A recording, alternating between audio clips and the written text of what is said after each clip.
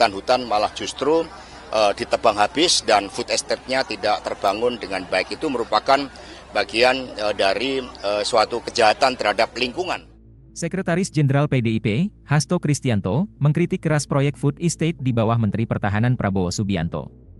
Hasto menyebut proyek tersebut sebagai kejahatan lingkungan. Ia berpendapat proyek itu kini hanya berimbas pada penebangan hutan yang tak menghasilkan apapun. Dalam praktik pada kebijakan itu ternyata disalahgunakan, dan kemudian hutan-hutan justru ditebang habis, dan food estate-nya tidak terbangun dengan baik.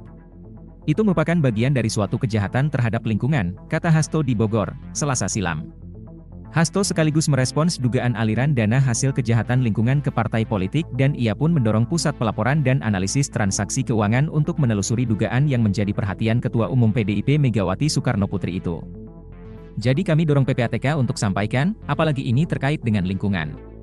Bu Mega sangat menaruh perhatian, kata dia. Proyek food estate digagas Presiden Jokowi sejak awal periode kedua kepemimpinannya. Proyek itu berada di bawah kendali Menteri Pertanian Syahrul Yassin Limpo dan Menteri Pertahanan Prabowo Subianto. Mengacu pada Perpres nomor 108 tahun 2022, food estate masuk ke dalam proyek prioritas strategis. Selain Hasto, sejumlah pihak juga mengkritik proyek food estate karena dianggap gagal.